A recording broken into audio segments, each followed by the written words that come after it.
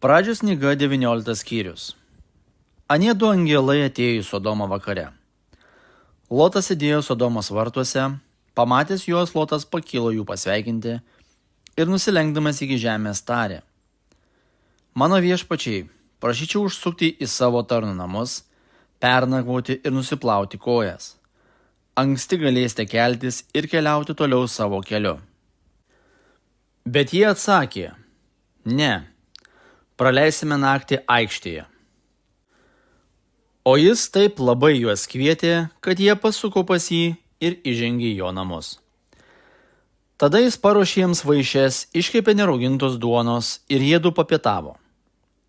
Bet jiems dar neatgulus miesto vyrai, Sodomos vyrai, jauni ir seni, visi žmonės iki paskutinio apsupo namus ir šaukė Lotui: Kur tie vyrai atėjusiai pas tave šį vakarą?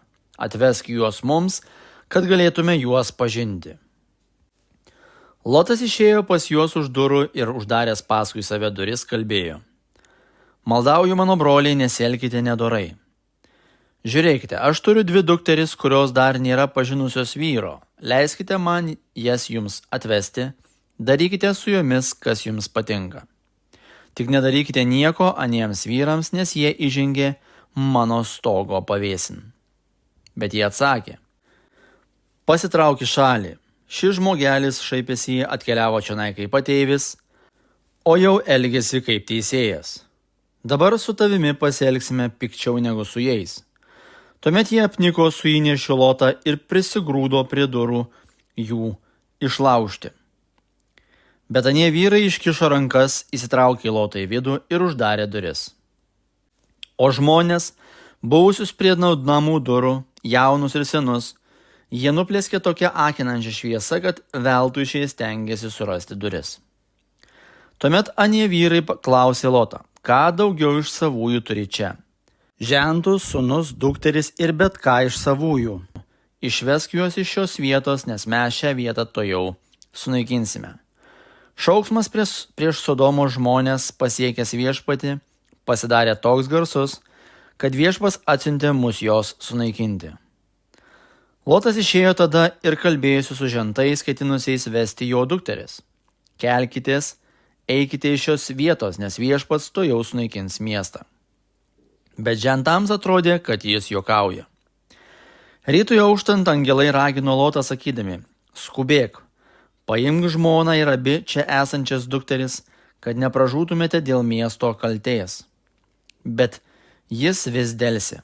Tad anie vyrai paėmė jį, jo žmoną ir abi dukteris už rankų, viešpats buvo jam gailestingas ir išvedė jį saugiai už miesto. Kai jau buvo išvedę, vienas jų tarė: Bėgte, gelbėkite savo gyvybę, atgal nesižvalgykite ir lygumoje niekur nesustokite. Gelbėkitės kalnuose, kad nepražūtumėte. O Lotas atsakė jam: O ne, mano viešpatie, štai tavo tarnas susilaukė malonės tavo akyse. Ir tu parodai didelį gerumą, išgelbėdamas man gyvybę. Tačiau gelbėtis bėgdamas į kalnus aš nepajėgiu iš baimės, kad užklups mane nelaimė ir aš numirsiu. Prašyčiau žiūrėti, anas miestas gana arti nubėgti, ir tai tokia maža vieta. Leisk man ten nubėgti, tai tokia maža vieta, ar ne? Ir išliksiu ten gyvas. Jis atsakė: Labai gerai, suteiksiu tau malonę ir šiuo atveju miesto, apie kurį kalbi, nesunaikinsiu.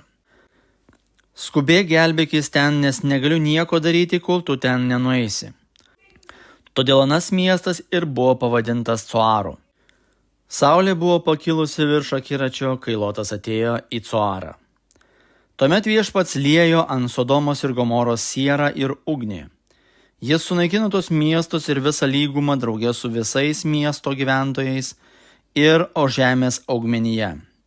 O Loto žmona eidama iš paskos dairėsi atgal ir pavirto druskos stulpu.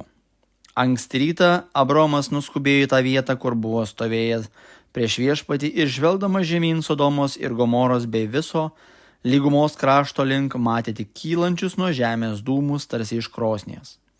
Taigi naikindamas lygumos miestus ir sugriaudamas miestus, kuriuose buvo gyvenęs Lotas, Dievas prisiminė Abraomą ir išgelbėjo Lotą iš tikros pražūties.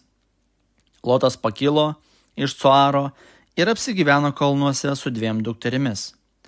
Coare pasilikti bijojo, tad gyveno su 2 dukterimis oloje.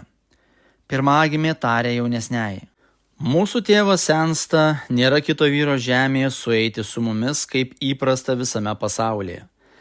Eikš nugirdykime tėvą vynu ir gulėsime su juo, idant turėtume palikuonį iš savo tėvo. Ta naktį juodvi nugirdė tėvą vynu, pirmagimė įėjo ir gulėjo su savo tėvu. Jis nežinojo nei kada jį atgulė, nei kada atsikėlė. Kitą dieną pirmagimė tarė jaunesniai: Žiūrėk, praėjusią naktį aš gulėjau su savo tėvu. Nugirdykime jį vynu ir šią naktį tu įeik ir gulėk su juo, idant turėtume palikuonį iš savo tėvo. Taigi juodvi nugirdė tėvą ir tą naktį. Jaunesnioji pakilo ir gulėjo su juo, o jis nežinojo nei kada ji atgulė, nei kada atsikėlė. Taip abi Loto dukterys tapo nėščios iš savo tėvo. Pirmagimė pagimdo sūnų ir pavadino jį Moabu. Jis yra šiandienių Moabitų protėvis. Ir jaunesnioji pagimdė sūnų ir davė Ben Amio vardą. Jis yra šiandienių Amonitų protėvis.